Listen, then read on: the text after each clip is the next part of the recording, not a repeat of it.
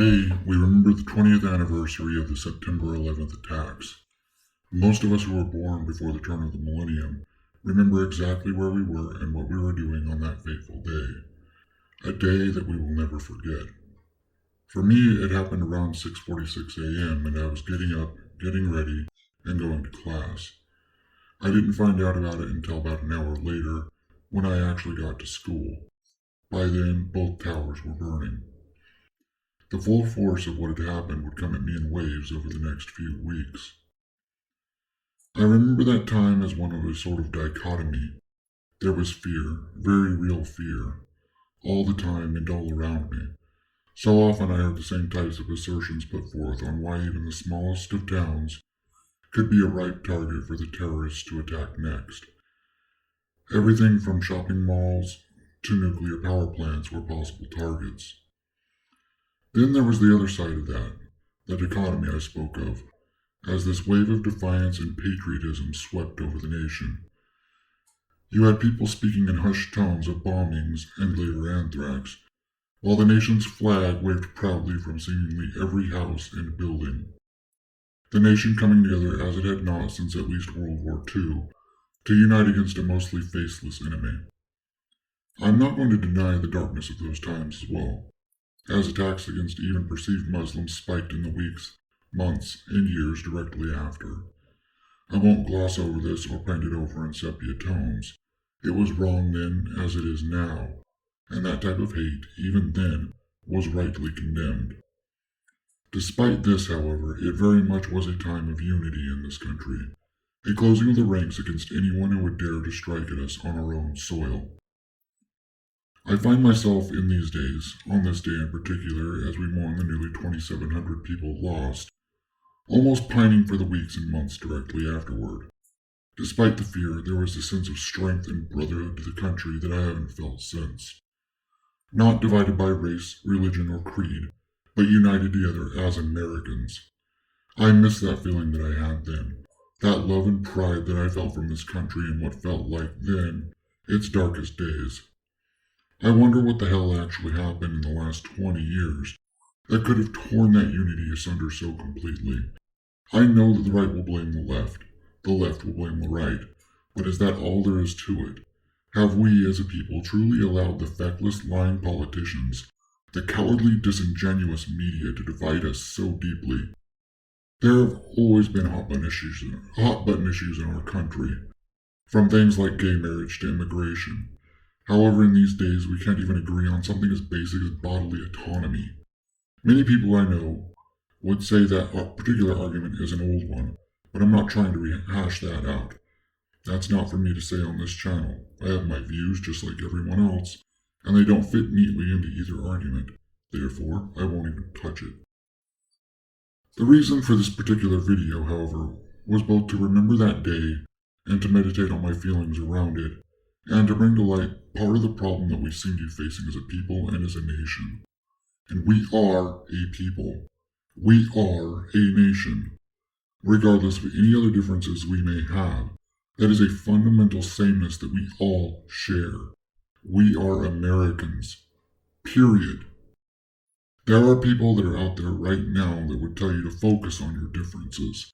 Focus on those things that make you different from your neighbor. Focus on your skin color. Focus on your culture. Focus on your sexuality. Focus on your pronouns. Why?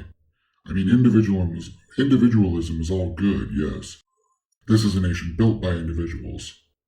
However, this cancer, is not individualism.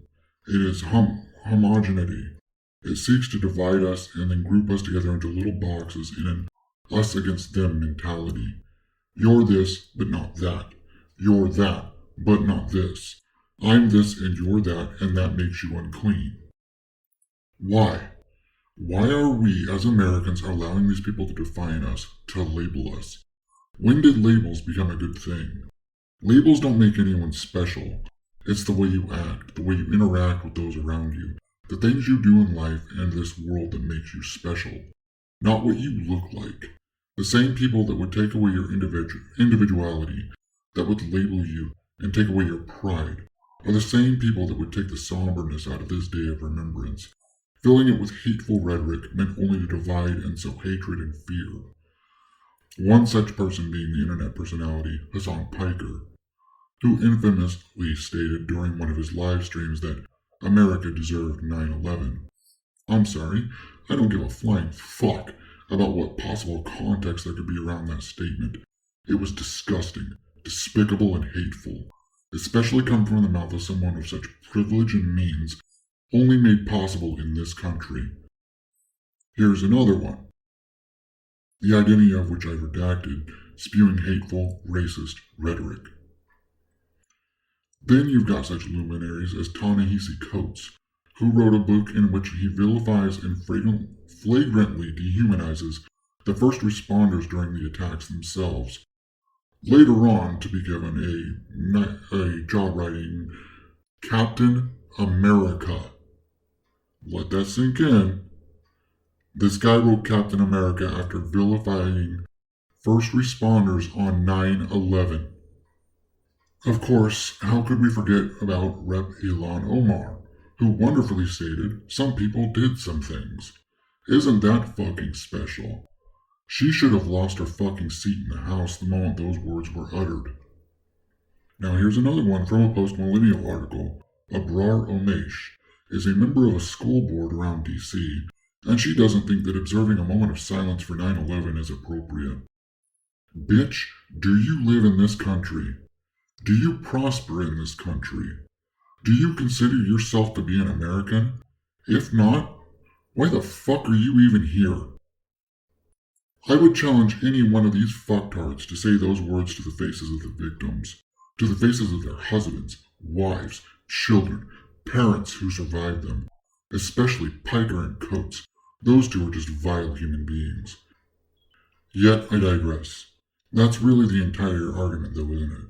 That these people apparently do not consider themselves to actually be Americans. I just fail to understand the mindset behind this kind of thinking. This country is not perfect by any stretch of the imagination.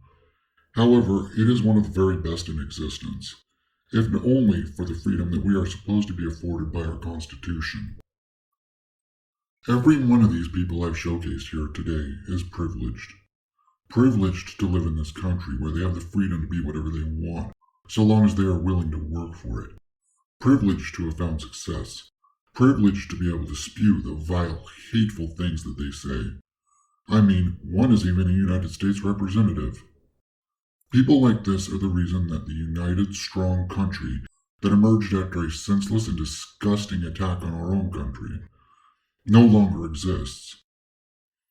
A time where we were expected to cower in fear, we rose up instead. As Americans, united, regardless of any nominal superficial differences, we stood up, looked our attackers right in the face, and collectively said, "Fuck you." Well, those are my thoughts on this thing. Hopefully you liked what you saw and it makes you want to hit that melee button, possibly share it, and subscribe to my channel. I'll probably be doing a segment like this at the end of my work weeks from now on. So, sit a while and listen. Hopefully, we'll see you on the next video. Peace.